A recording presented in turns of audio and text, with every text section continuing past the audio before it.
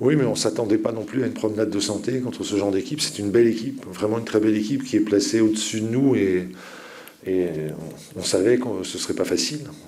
Et ça a été compliqué, mais je trouve qu'on a apporté de bonnes réponses aussi. C'est vrai qu'ils peuvent revenir, mais c'est vrai aussi qu'on peut à un moment donné s'échapper et prendre de la marge. On n'a pas réussi à le faire et c'est vrai que c'est pour ça que c'est resté crispant. Est-ce que vous avez eu le sentiment chez l'adversaire qu'il y a eu un effet de surprise? Vous avez modifié votre schéma, vous avez modifié votre 11, comme vous le faites finalement assez régulièrement. Péché marque dans une position où on ne l'attend pas forcément. Est-ce que vous pensez avoir réussi à surprendre cet adversaire?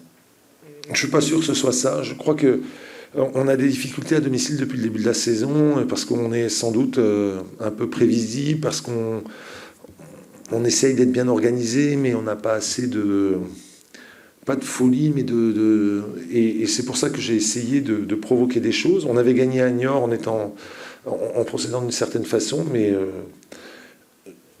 je pensais que ce soir il fallait proposer quelque chose de différent. Il y avait aussi l'aspect du jeu aérien, parce que je trouve que c'est une équipe qui est extrêmement redoutable dans le jeu aérien, qui a du potentiel. Kouyaté, là, quand il monte, il en impose et il peut vraiment faire des dégâts. Donc c'est pour ça que je voulais des gaillards derrière qui aient du répondant.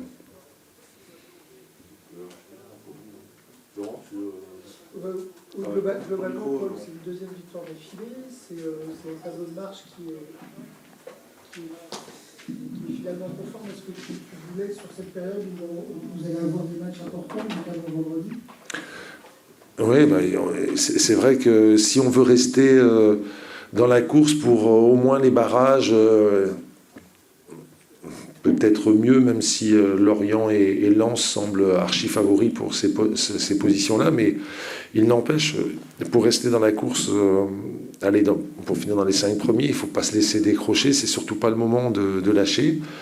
On fait des efforts, on a des qualités, on a quelques manques, et on essaye de faire en sorte que les manques ne se voient pas trop et que les qualités puissent s'exprimer. Voilà, c'est un peu la démarche. Dans le... On prend pas le micro. Ouais, c'est bon. Dans la gestion de l'effectif, quand on voit encore le match que fait Victor, de Loïc, il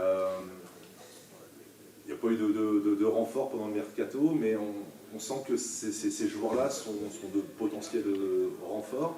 Vous devez être satisfait quand même de l'intégration, du retour de Victor. Oui, bien sûr, mais on se doutait que ça pouvait nous aider. Après, je pense qu'il peut encore faire mieux. Il reprend. On a été patient, mais je pense qu'il peut encore donner plus. Et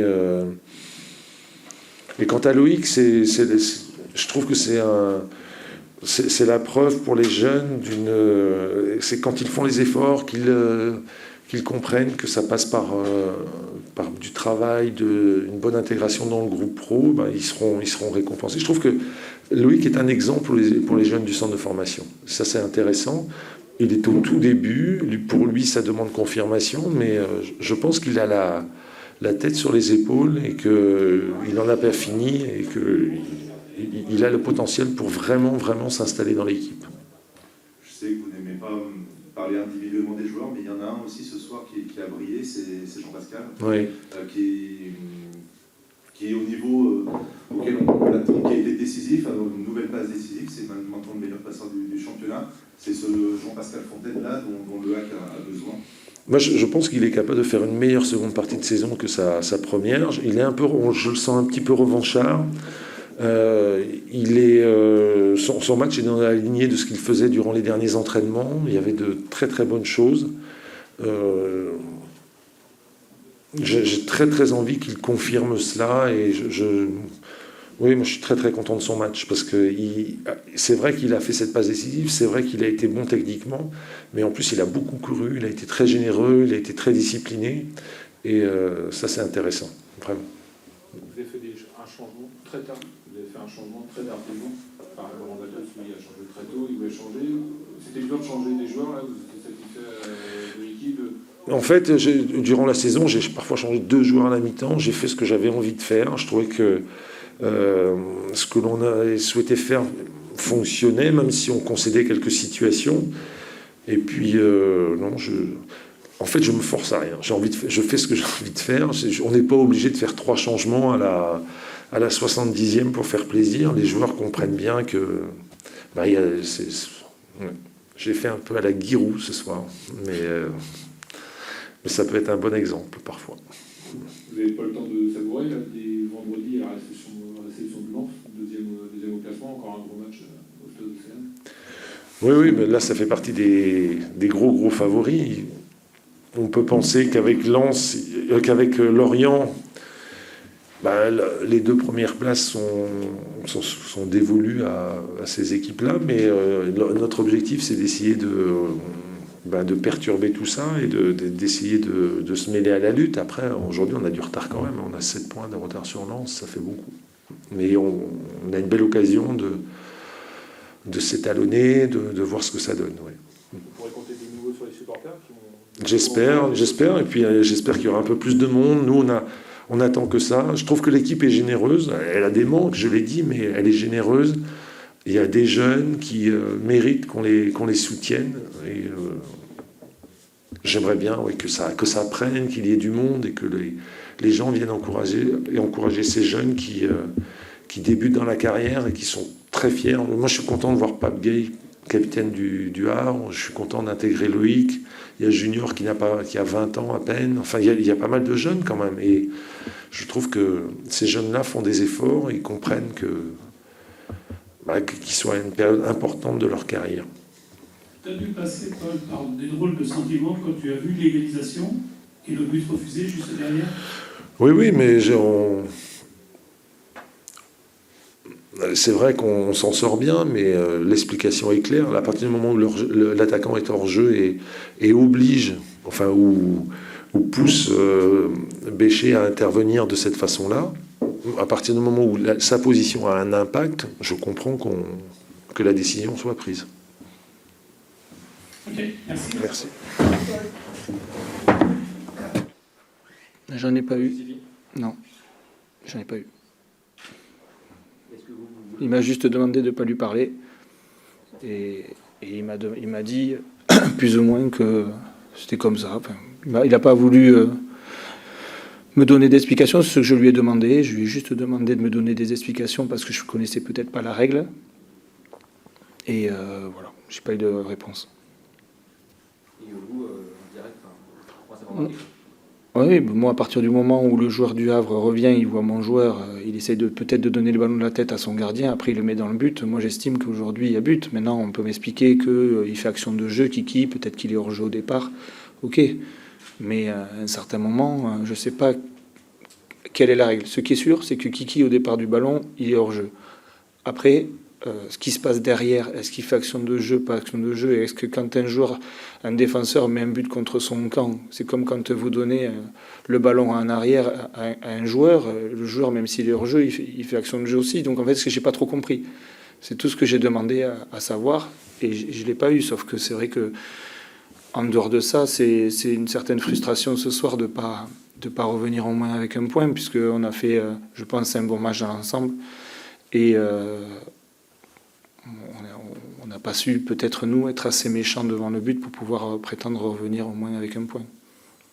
Sauf en combien vous avez eu les meilleures situations et aussi le ballon.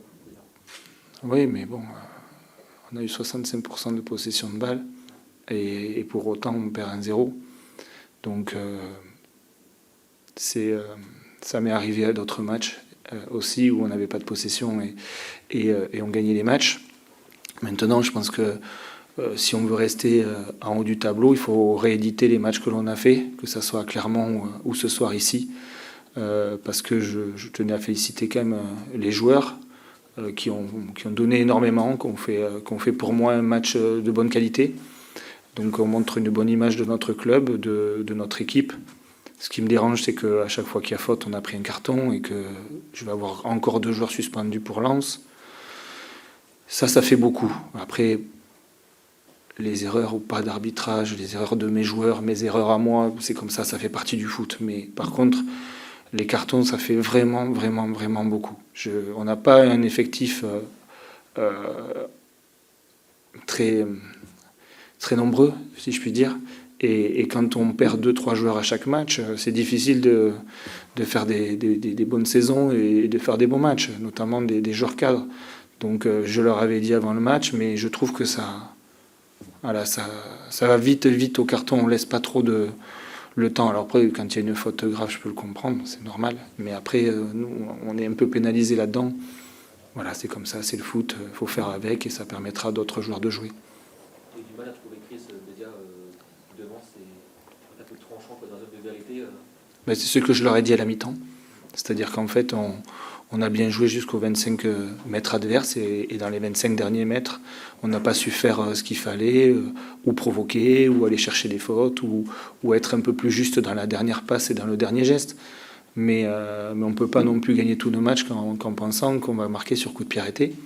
Donc on va essayer de continuer à travailler dans ce sens-là, en essayant d'aller travailler sur le domaine offensif, sur beaucoup de choses. Mais encore une fois, j'étais un peu frustré parce que je suis très content du match de mes joueurs. Et je suis frustré de partir sans rien ce soir. Autant à Clermont, je pense qu'on avait fait une première mi-temps très, très, très moyenne. Autant là, je pense qu'on avait la capacité de pouvoir, sur ce match-là, notamment revenir avec un point, ça n'aurait pas été logique.